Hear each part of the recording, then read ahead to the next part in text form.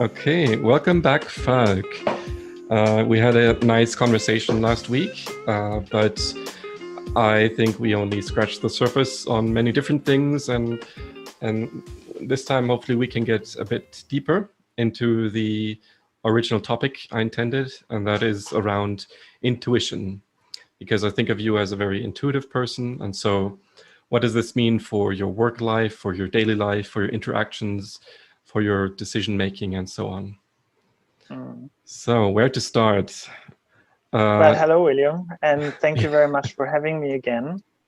It's a real pleasure. I enjoy our conversation very much. I can remember clearly the first time in my life where I have made a very intuitive decision, and that was when I was 3 years old. Wow. My mother is a very musical person, and she loved to play the piano every day. And I started to move along the music that she was playing. And she also did a lot of gymnastics with me. So she knew that I was very coordinated and I loved just physical activities.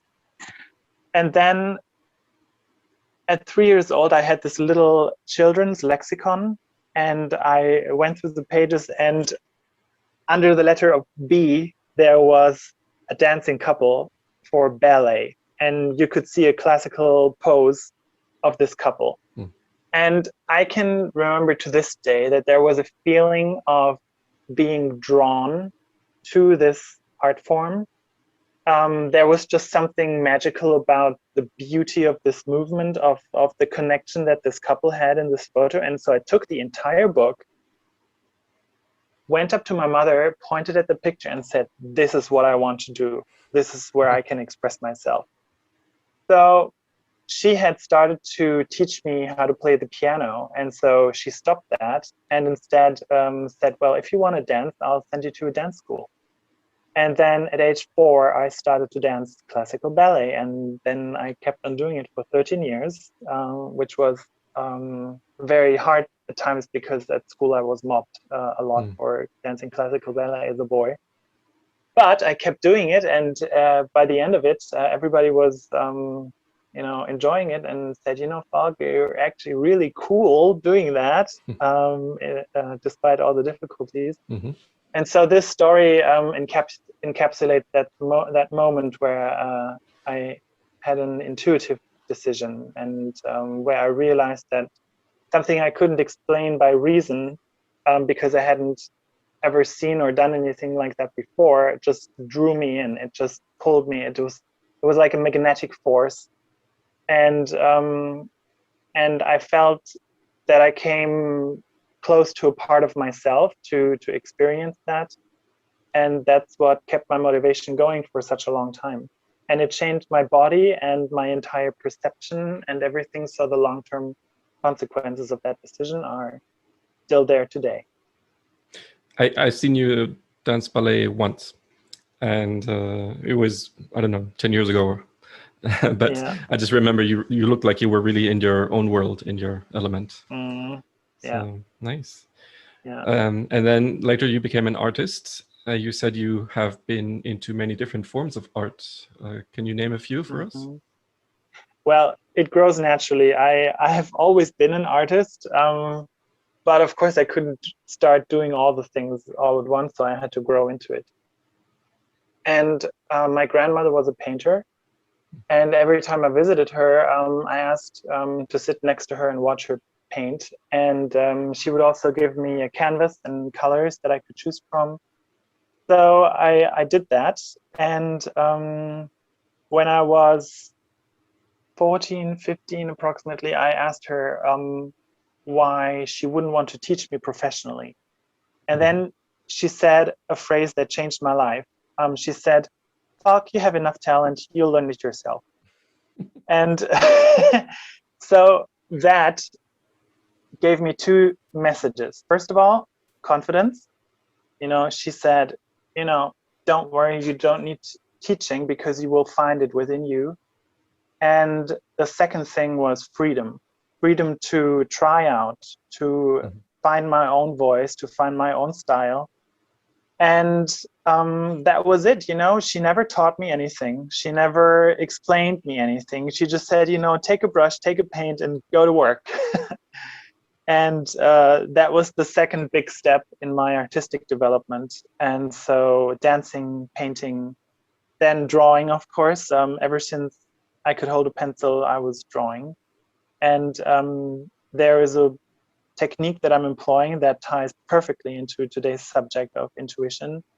It is the one-line drawings. Maybe you've heard of it. Maybe some of the listeners have heard of it.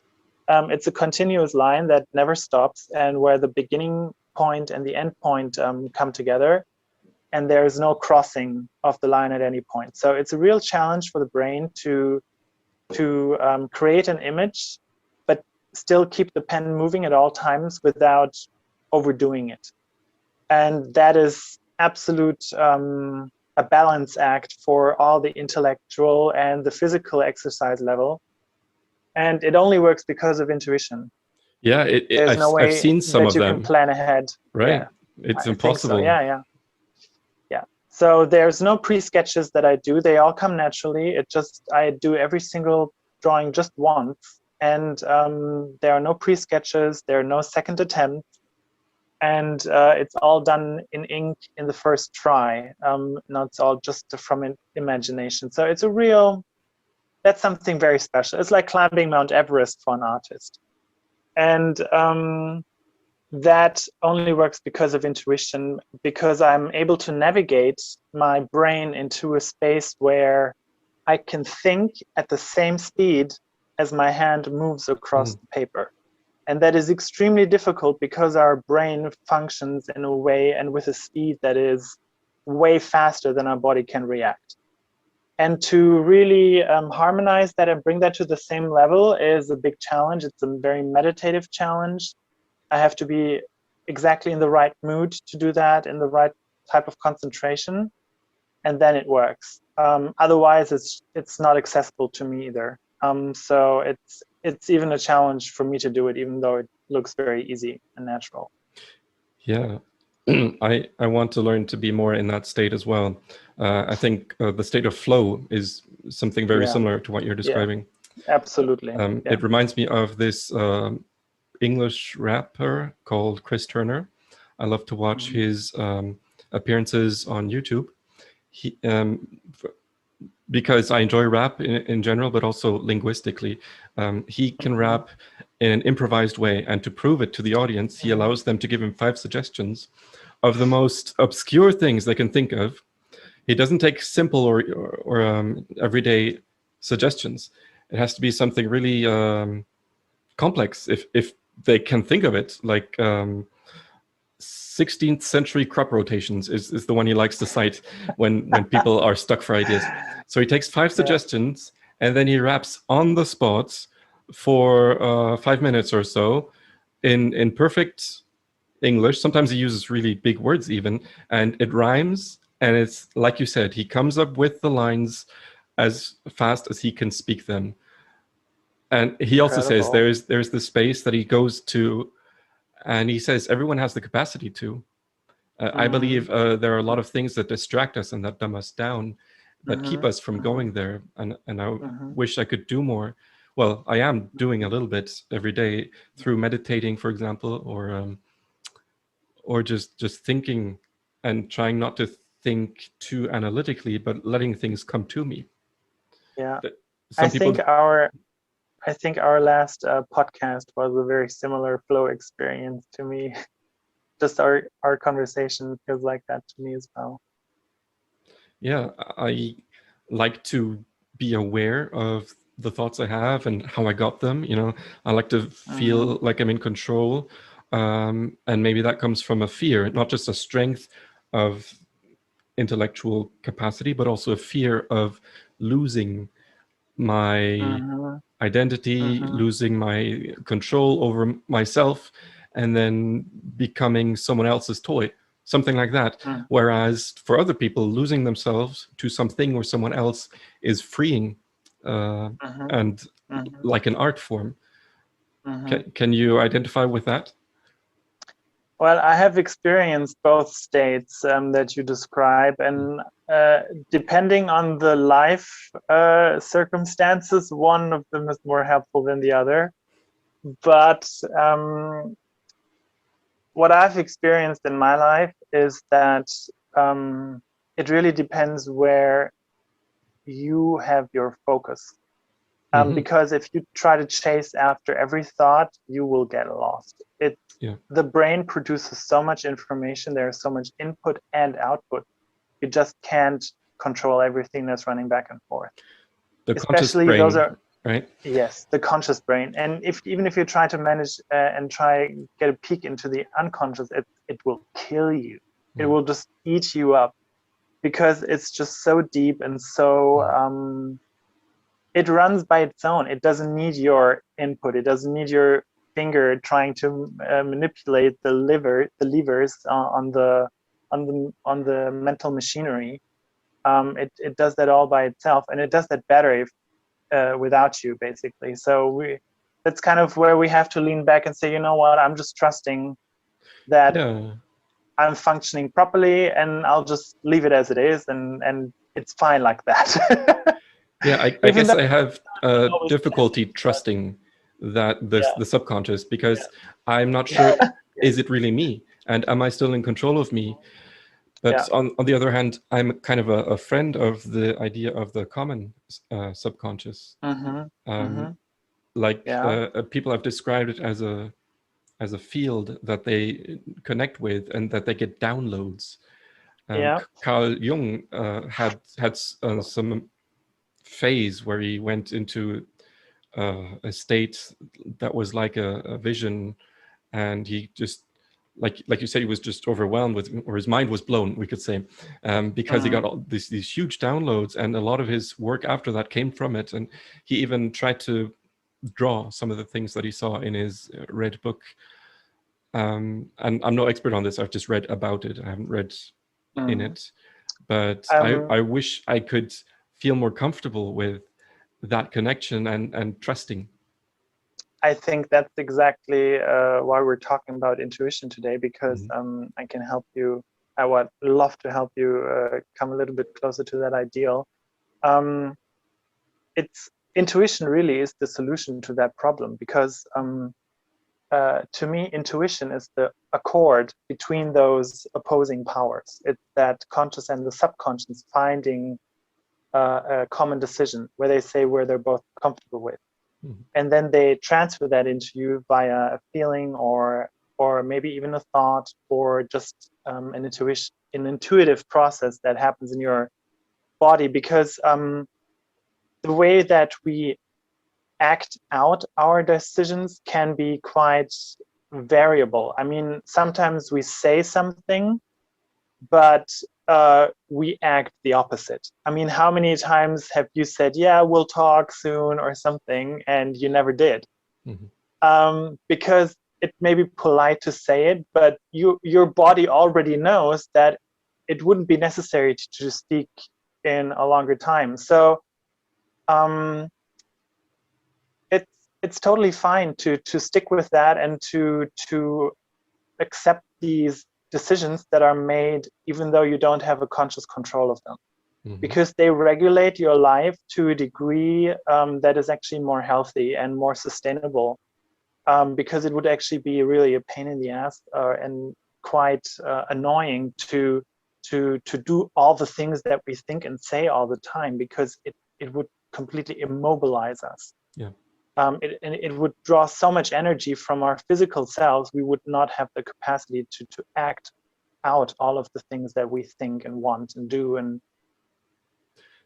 wish and desire. And so to protect us from that overload that we love to give to ourselves, our body says, hey, hold on, you can't do it all. So let's hold back a little bit, and that's actually safer for us. That's similar to trauma, where the more I get to know people, the more I believe that everyone had some form of trauma in their childhood. Oh, absolutely. And then the I mean, child's brain. birth is a trauma. Yeah, that's a good point. and then the brain, to protect itself, says, I can't process this right now, and then suppresses it until 20, 30 years later. It decides, okay, maybe now's a good time, let's bring it up, and then and then depression, anxiety, shock, midlife crisis, whatever. And you people try to keep suppressing it because they thought, my life was okay the way it was. Maybe I wasn't living to my full potential, but I don't want to deal with this.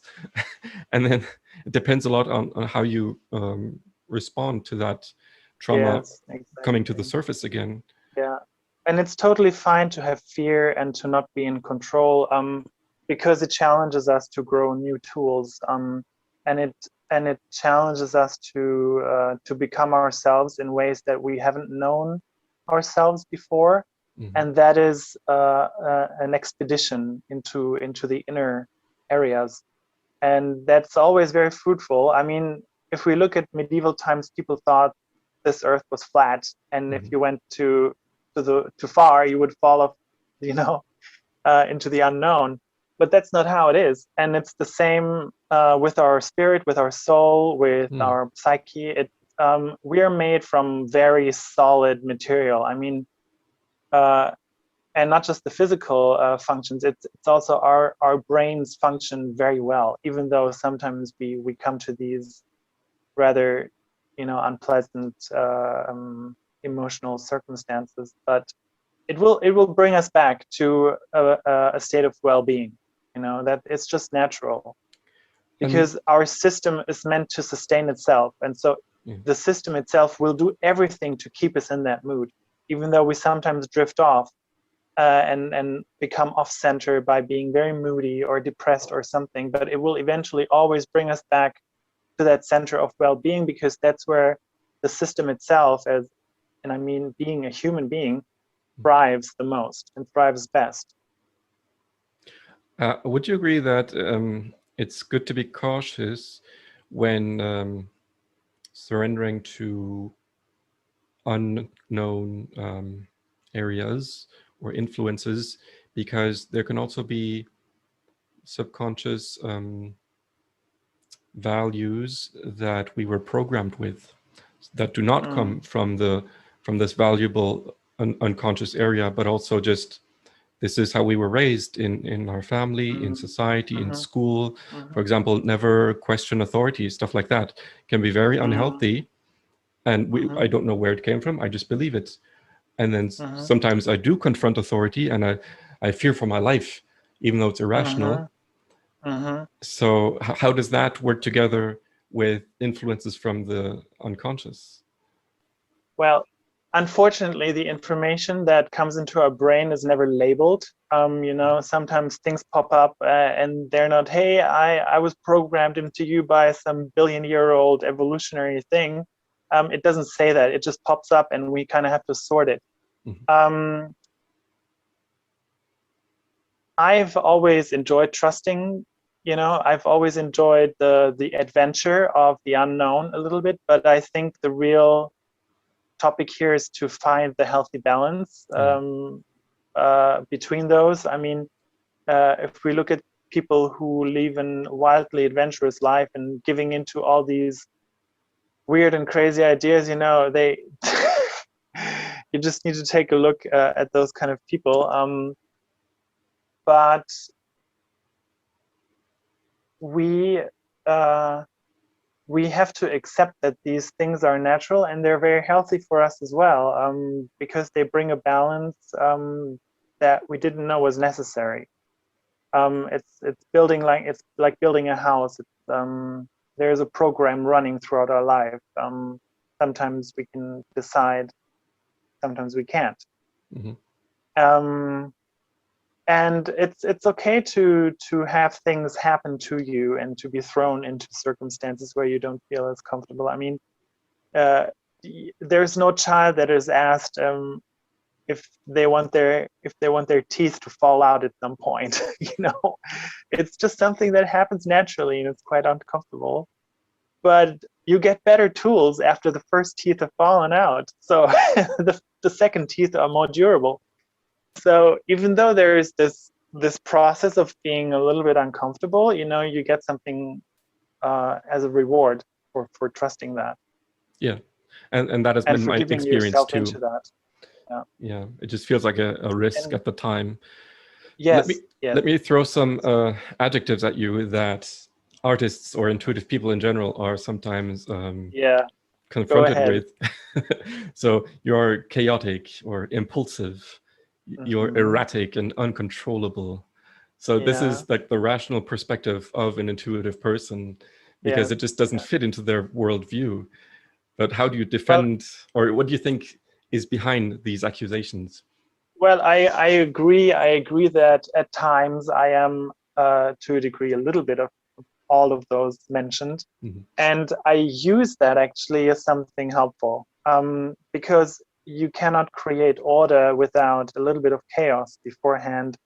You cannot be straightforward with your decisions without also having an impulsive instinct to really decide when something is important to do. There are millions of examples in my life where impulsive decisions have led me to amazing discoveries and friendships, and actually to my career. It's completely impulse driven and irrational. And I would like to give an example of that. As we all know, COVID has closed down most of the normal life experience that we have had. And in 2020, there was a very short period of time where there was no lockdown in Germany. Mm-hmm. And in 2019, I had won an art prize, and the reward for that was a solo exhibition in a very beautiful old villa in the Villa Böhm in Neustadt. So I had told these people that I would like to exhibit in 2020, not knowing that COVID would come.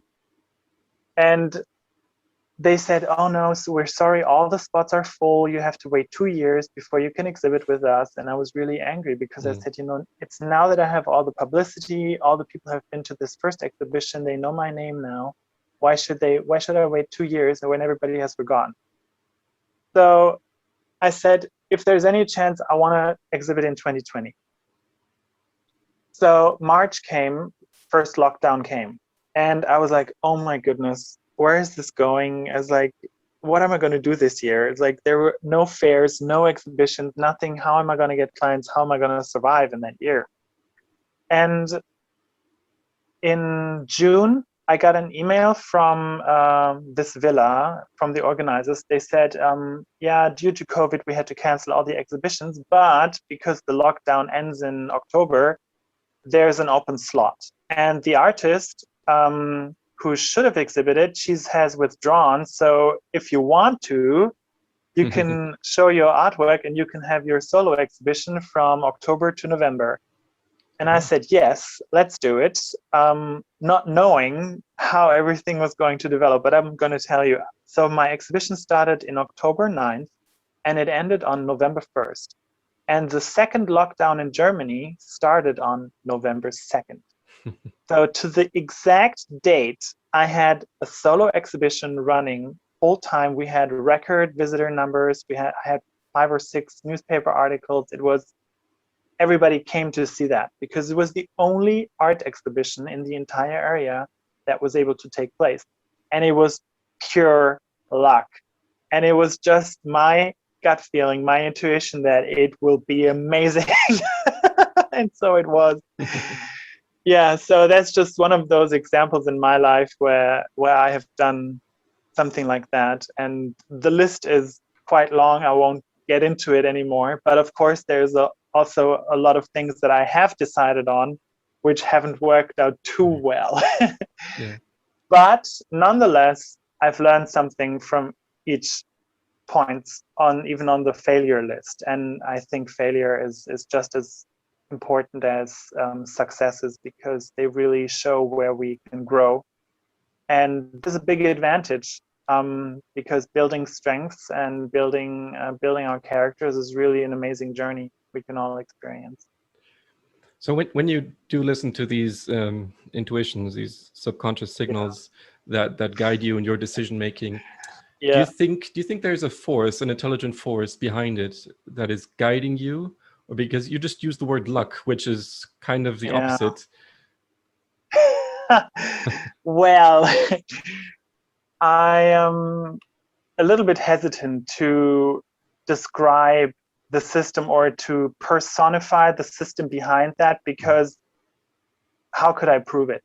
I mean, I'm not going to wait. I'm not going to wait till I die to meet someone who takes me in the arm and said, you know what, I was the one who took care of you or something. It was just like, things happen, and whoever or whatever is responsible for that, or I'm just going to accept it as it comes. Okay. And I can't tell you who makes the waves. I know it's the wind and it's the power of the water. I'm just going to take the wave and surf it as long as I can. And that's my attitude. All I have is now. I can't explain all the things in the past or the future. I can only react to what I'm doing now. And this is really all I can control, ever. Okay, so your experience has led you to trust those impulses. Yes. Yeah, some people just call it the universe. I like the or God, or whatever you want to call it. It doesn't matter. It all describes the same system or type of events that happen. And another possibility is just different people who desire for things to work out a certain way, but they need each other. But they don't. Yes. But like you said, it's too big for us to fathom, to think about consciously. Yeah. So they just send out that desire into the world, and then we could talk about the law of attraction and how that brings together people who are on the same wavelength. Do you have experiences with that? A lot. I mean, and that's something I would like to say as well about my career is I don't follow a logical career path where I tick off boxes. My career basically is a continuous chain of meeting and experiencing life with amazing people. And it's these people that make the difference, these people that open the doors, that make progress possible for everyone. And that's my life. It's since I'm self-employed, that's really the only way I can go with. And the beautiful thing is it gives liberty to everyone who's involved. I hope I answered your question well, but maybe you want to go back to that point again, and so I can double check.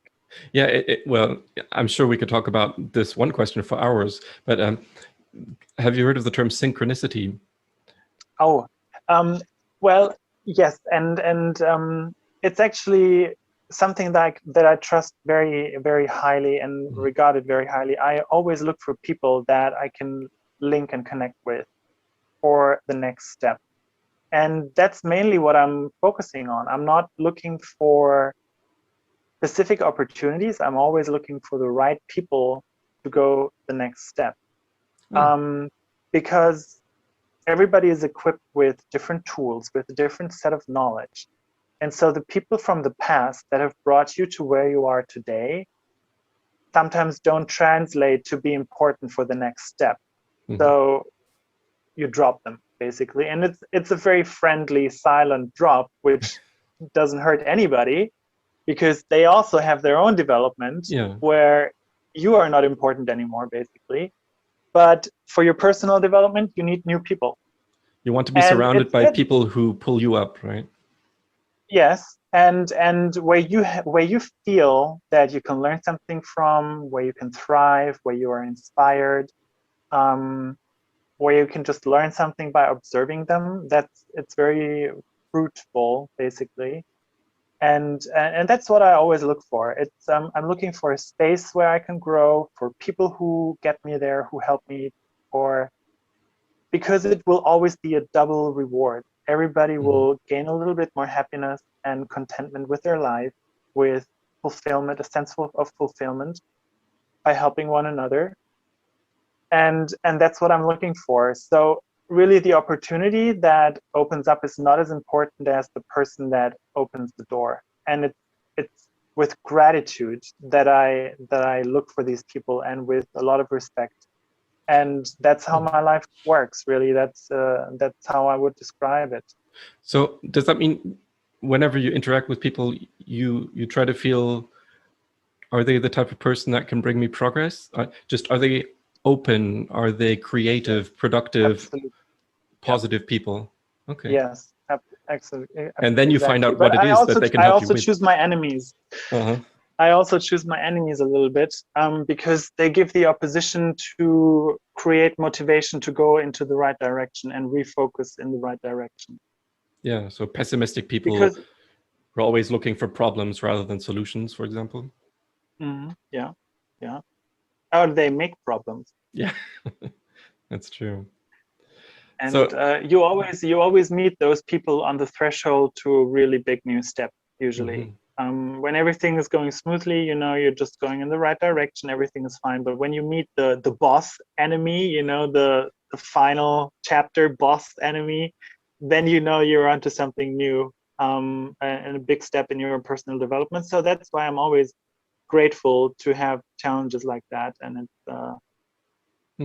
it's exciting and nerve-wracking at the same time. yeah, it will give you an even bigger hurdle to overcome to make that progress. Interesting. I'll have to look out for that. You mentioned these interactions from one person to the next that brings you forward in your career, and that it's not, let's say, project driven or not money driven. Or what are your values? How do you choose projects? How do you choose what you want to learn next?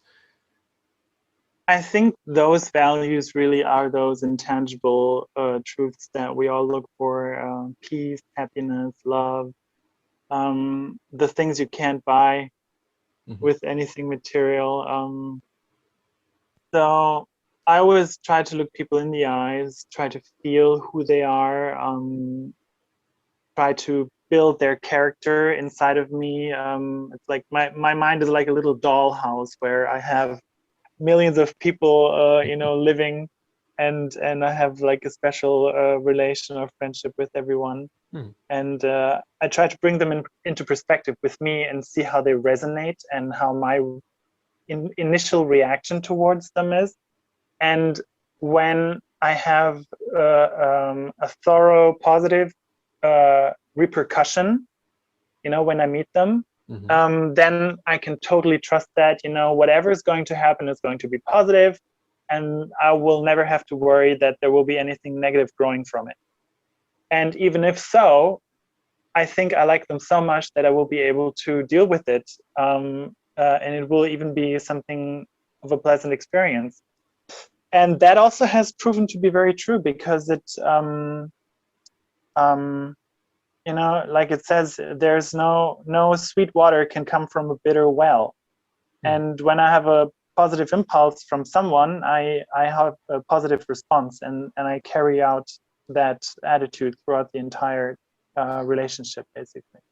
It sounds like you can use that as a lie detector as well. Yeah, very much so. Tell honest people from those who have negative intentions. I have decided that out of the two ways to become rich, I want to be the one that has those positive interactions where both people benefit, rather than becoming like growing on the backs of other people and exploiting them. So I believe that it's possible. Yes, absolutely. And I've met a woman in the fashion industry in Paris. Her name is Diane Pernet, and she's a fashion icon. She had her own fashion house in New York, and then her husband died in a very tragic car accident in New York. So she left the city, she left her old life behind, and she went to Paris. And she is as well known, for example, as Karl Lagerfeld in this type of fashion society. And she told me, even though fashion is very fast-paced, it's very cutthroat, she loves to pay the people who work for her.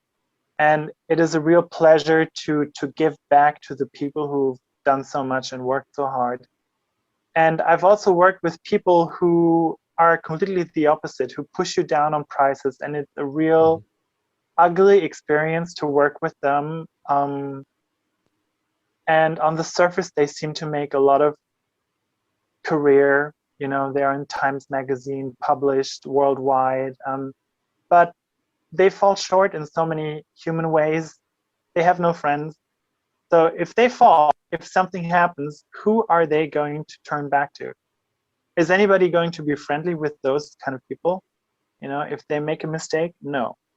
So when you climb up the ladder of this career progress, you better be friendly, and you better bring those good-hearted values, because they, in the end, they will make sure that your fall is also very soft if something happens.